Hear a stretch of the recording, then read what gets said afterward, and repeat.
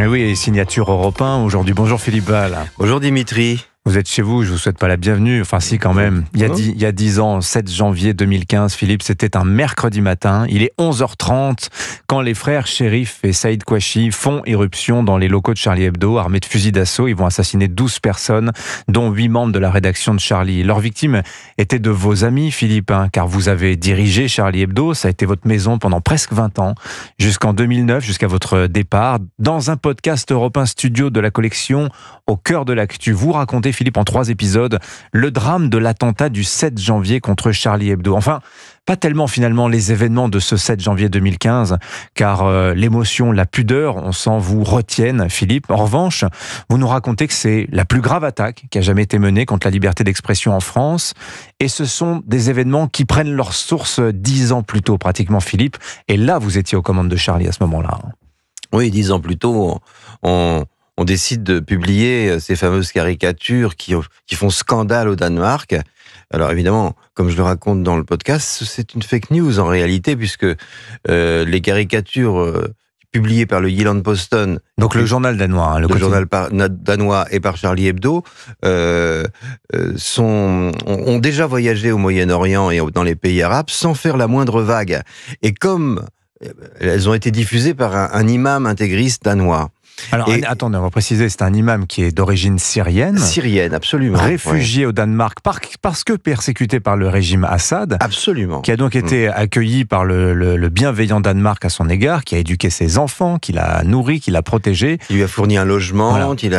Et cet imam, finalement, mène une campagne d'intoxication dans tout le monde arabe contre le Danemark en disant, regardez ces vilains impies qui crachent sur le prophète. Et donc, il diffuse ces fameuses caricatures sans résultat. Donc, il décide d'en faire des fausses, d'utiliser des fausses caricatures racistes avec des porcs, etc. Et là, il les rediffuse et ça fait des scandales. Et donc, c'est une fake news en réalité. Les caricatures que nous publions, le Jyllands-Posten, France Soir à l'époque le lundi et Charlie Hebdo le mercredi, n'ont jamais fait scandale. On dit qu'elles ont fait scandale. Et tout le monde, assez vite, l'information circule, mais elle ne retient pas l'attention. Et là, on est en 2005-2006. Oui, on est en 2005-2006. Et ce qu'il y a d'incroyable, surtout, c'est que ces caricatures, qu'on peut analyser les unes après les autres, elles font l'objet d'une réprobation morale, en France, notamment. Alors pour le Danemark, c'est catastrophique, puisque c'est toute son exportation agricole vers les pays arabes qui est boycottée, et ça met en danger l'économie du Danemark. Et chez nous, ça met en danger la vente d'armes à l'Arabie Saoudite, notamment, la vente de Rafale. Donc ça a des conséquences énormes, plus des manifestations, plus des morts dans des manifestations, et la réprobation morale pour des caricatures qui sont anodines, et réprobation morale qui nous vient de certains journaux, d'une bonne partie des intellectuels. Qu'est-ce qu'elles montraient, ces caricatures, Philippe? Parce que vous dites qu'elles sont anodines. Est-ce que vous minimisez pas un petit peu la portée, la sensibilité finalement du public? Vraiment, on voit un terroriste qui monte, par exemple, qui monte au ciel, et puis il y a Dieu qui lui dit désolé, il y a plus de vierges, on est en rupture de stock. Bon, donc des trucs comme ça qui sont des dessins d'humour, ni plus ni moins, quoi. Alors il y a un personnage avec un turban, avec une bombe dans le turban. Ouais, celui-là, on s'en rappelle, oui. Voilà, donc qui a fait polémique, mais toutes les représentations, quand il y en a, le montrent avec des sabres. Donc c'est une modernisation de l'arme, simplement. Mais vous dites, Philippe, qu'à l'époque, quand vous prenez la décision de publier ces caricatures en solidarité avec le Jyllands-Posten, le journal danois, Charlie part en danseuse devant tout le peloton de la presse française, avec une cible dans le dos qui ne se décrochera jamais.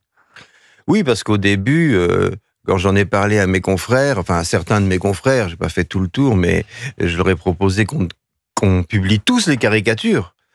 Comme ça, l'affaire aurait été réglée, quoi. Et, au début, ils étaient favorables. Ils ont dit, bah oui, bien sûr. Puis après, ils ont dit, bah non, bien sûr.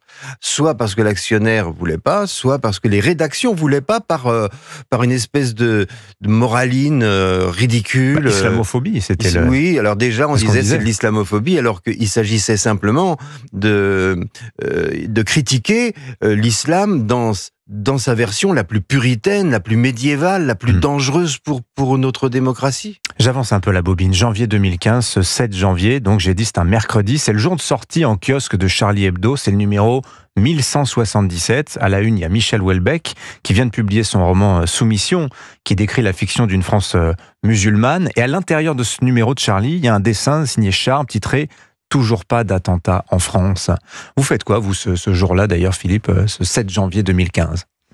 Ce 7 janvier 2015, je suis chez moi, je travaille, je vais mettre mon garçon chez sa nounou en face, je ressors de chez moi, je vois que le mur d'enceinte de ma maison a été tagué, et ça m'inquiète, alors que je suis pas d'une nature inquiète du tout.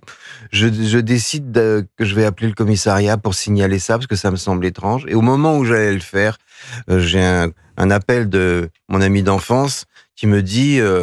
Il y a une fusillade à Charlie, et là, je sens comme un seau d'eau glacée sur la tête, et on ne sait pas les conséquences de cette fusillade, et très vite, le ministère de l'Intérieur m'appelle et me dit de me barricader chez moi, de pas sortir. Je dis, mais il faut que je sorte, je vais aller voir ce qui se passe à Charlie. Moi, je ne suis plus à Charlie depuis longtemps déjà, mais... Et vous êtes protégé depuis une dizaine d'années aussi, Philippe, à ce moment-là. Et on me dit, attendez que la police vienne vous chercher, sortez pas de chez vous. Donc, les policiers sont venus me chercher, voilà, je suis rentré, ils m'ont emmené rue Nicolas Appert. Donc c'était là où se trouvait le siège de Charlie, à l'époque ? Oui, c'est ça.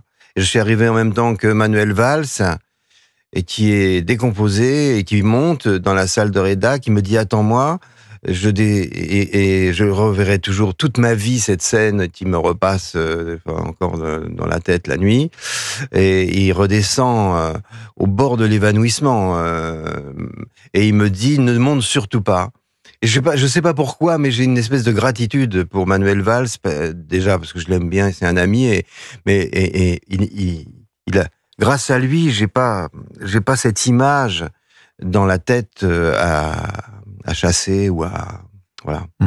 J'ai pas vu, quoi. Qu'est-ce qui reste aujourd'hui de ce 7 janvier 2015, Philippe ? Alors, vous avez fait votre billet hebdomadaire sur Europe 1 hier sur ce sujet-là, mais pour les auditeurs qui vous auraient pas entendu hier matin, Philippe. Ce qui reste, je pense que la population n'a pas oublié. Je pense que ce qu'a oublié, il y a des tas de gens qui n'ont pas oublié. Les journaux, beaucoup de journaux, de chaînes d'infos, des radios comme Europe, n'ont pas oublié et sont vigilants, sont devenus vigilants, contrairement à ce qu'on pense au fil de ces années. Mais on doit le dire, hélas, il y a toute une partie du monde intellectuel, sous l'influence de la France insoumise et d'une espèce de morale soi-disant de gauche qui assigne les Arabes et qui doivent être musulmans, leurs femmes doivent être voilées. Bref, vous voyez, une espèce de... Le Monde est comme ça, le journal Le Monde est comme ça. Ces gens-là n'ont toujours pas compris. Oui. Ils n'ont toujours pas compris et ils confondent la vigilance vis-à-vis d'un islam médiéval qui déteste la France, qui déteste l'Europe, qui déteste les libertés, qui déteste l'égalité homme-femme, qui déteste la liberté de la sexualité pour les homosexuels, tout cet islam dangereux.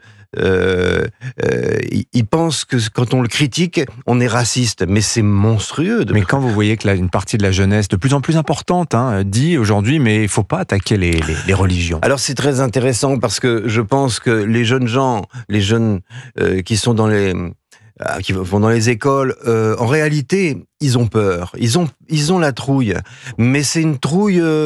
Donc c'est la peur qui guide la tolérance, vous pensez ? C'est la peur qui guide la tolérance. Ça n'est pas du tout de la tolérance. Quand on discute au fond avec ces gosses, on se rend compte qu'en réalité, ils sont un petit peu otages d'une peur latente dans les cours de récré. D'ailleurs, on le voit parfois dans les études d'opinion, parce que quand ils font des études et qu'ils en sortent, après, ils votent très, très, très à droite. ils votent pour des partis, voilà. Donc, ça veut dire que moi, je pense que la morale qui accuse la critique de l'islam d'islamophobie, elle est dictée d'abord et avant tout par la peur. La peur, la peur. Et c'est pas déshonorant d'avoir peur. Ce qui est déshonorant, c'est d'habiller sa peur avec des arguments moraux.